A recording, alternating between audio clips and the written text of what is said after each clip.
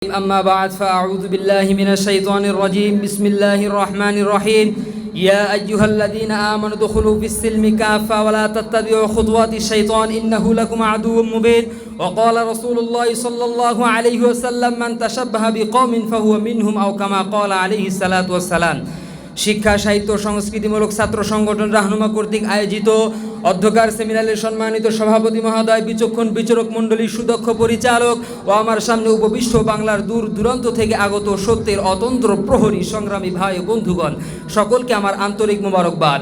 আজ সেমিনারের পক্ষ থেকে আমাকে যে বিষয়টি নির্ধারণ করে দেওয়া হয়েছে তা হলো অপসংস্কৃতির বেড়াজালে আবদ্ধ যুব সমাজ আমাদের করণীয়। এ বিষয়ে কিঞ্চিত আলোকপাত করার প্রয়াস চালাবো ইনশাআল্লাহ।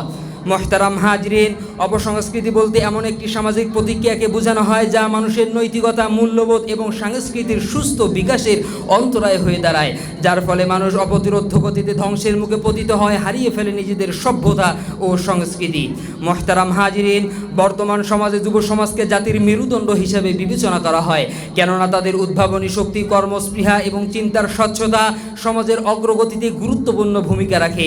কিন্তু দুঃখজনকভাবে অপসংস্কৃতির বেড়াজালে আবদ্ধ হয়ে সম্ভাবনাময় এই প্রজন্মের অনেকেই আজ নিজেদের পথ হারিয়ে যাচ্ছে অপসংস্কৃতির ঘোর অন্ধকারে। তাই তো আজ আমাদেরকে দেখতে হয় 90% মুসলমানের দেশে 31st নাইট পালন করত উশৃঙ্খল যুবক যুবতীদের অশ্লীল ঢলাঢলি। সে রাত প্রহালেই শুনতে হয় ধর্ষিতা বোনের করুণ আর্তনাদ, সাক্ষী হতে হয় সন্তান হারা মায়ের রক্তক্ষয়ী কান্নার, সাক্ষী হতে হয় হাজারো কষ্ট সহ্য করা বাবার মলিন চেহারার। অপরদিকে ভালোবাসা দিবসকে উপলক্ষ করে অন্যায়, অবিচার, জুলুম, নির্যাতন, ধর্ষণ সহ ক্ষুধাদ্রোহী যে সমস্ত কাজে যুব সমাজ আজ নিমগ্ন হয়ে পড়ে তা দেখে রাস্তার কুকুর পর্যন্ত লজ্জায় মাথা নত করতে বাধ্য হয়।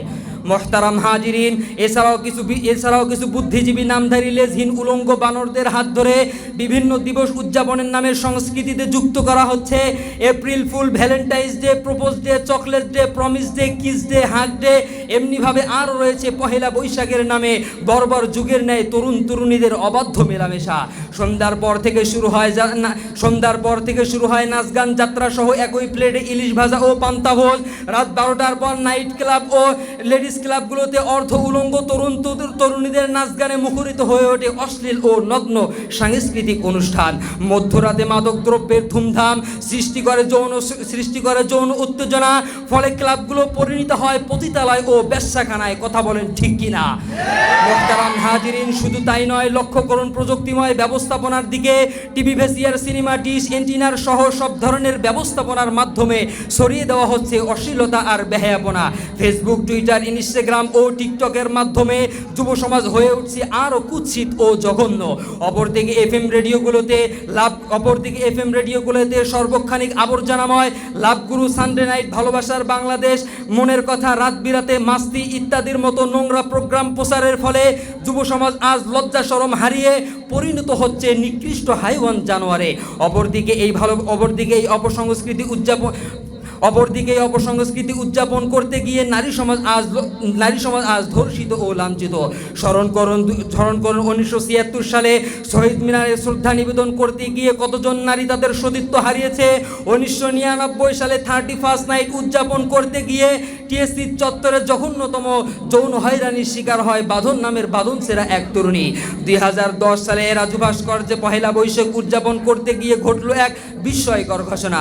2015 সালে ঘটল 6 জন নারী বিবস্ত্র হওয়া সহ 30 জন নারী যৌন হয়রানির শিকার হবার ঘটনা।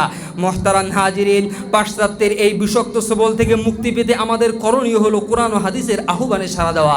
ইন্নাল্লাযীনা ইউহিব্বুনা আন তাশিআল ফাহিশাতু ফিল্লাযীনা আমানু লাহুম আযাবুন ফিদ দুনিয়া ওয়াল আখিরাহ ওয়াল্লাহু ইয়া'লামু ওয়া আনতুম লা তা'লামুন ওয়া লা তাকরাবুল ফাওয়াহিশা মা যাহারা মিনহা ওয়া মা বাতান ওয়া গযুলুন নাফসাল্লাতী হারামাল্লাহু ইল্লা বিল হক যালিকুম ওয়াসাকুম বিহি লা'আল্লাকুম তা'কিলুন। ইন্নাল্লাহা লা ইউগাইয়িরু মা বিকওমিন হাত্তা ইউগাইয়িরু মা বিআনফুসিহিম ওয়া ক্বালা রাসূলুল্লাহ সাল্লাল্লাহু আলাইহি ওয়াসাল্লাম মান শাহিদা وقال رسول الله صلى الله عليه وسلم من تشبه بقوم فهو منهم أو كما قال عليه الصلاة والسلام। মসজিদের মেম্বার থেকে শুরু করে লেখালেখি, পত্র পত্রিকা, ফেসবুক, টুইটার, ইনস্টাগ্রাম সহ সব ধরনের ব্যবস্থাপনার মাধ্যমে জনসচেতনতা সৃষ্টি করা। ওয়াতাসিমু বিহাবলিল্লাহি জামিয়া ওয়ালা তাফাররাকু এর আদর্শে উজ্জীবিত হতে হবে এবং গড়ে তুলতে হবে সমস্ত বাতিল ও কুফরি শক্তির বিরুদ্ধে এক অপ্রতিরোধ্য আন্দোলন। ভারত সহ পাশ্চাত্যের চ্যানেলগুলোর অনুপ্রবেশ ধীরে ধীরে বন্ধ করতে হবে। তরুণদের মাঝে ইসলামের দাওয়াত ব্যাপক করতে হবে। একাধিক ইসলামী মিডিয়া তৈরি করতে হবে। রুচিশীল বিনোদন এবং সুস্থ সংস্কৃতির বহিঃপ্রকাশ ঘটাতে হবে। নৈতিক শিক্ষা চর্চার সাথে সাথে প্রযুক্তিময় ব্যবস্থাপনার অপব্যবহার রোধে সরকার সহ সমস্ত রাজনীতিবিদদের এগিয়ে আসতে হবে। আর এই অগ্রযাত্রায় যারা বাধা হয়ে দাঁড়াবে তাদেরকে স্পষ্ট ভাষায় বলে দিতে চাই, তোমরা ভুলে যেও না আমরা সেই জাতি যাদের ধমনীতে বইছে খালিদি খুন, যাদের রক্তে প্রবাহিত হচ্ছে বিন কাসিমি স্রোত, যাদের নিঃশ্বাসে প্রশাসিত হচ্ছে আয়ুবী হুঙ্কার। এদেশ তোমাদের বাবার টাকার কিনা নয়, এদেশ তোমাদের টাকার কিনা নয়, এদেশ বহু ইসলামী সৈনিকের তাজা রক্তের বিনিময়ে কিনা। নাসরুম মিনাল্লাহি ফাতহুন করিব ওয়া বাশশিরিল মুমিনিন। প্রিয় উপস্থিতি, কেমন লেগেছে বক্তৃতা শুনে?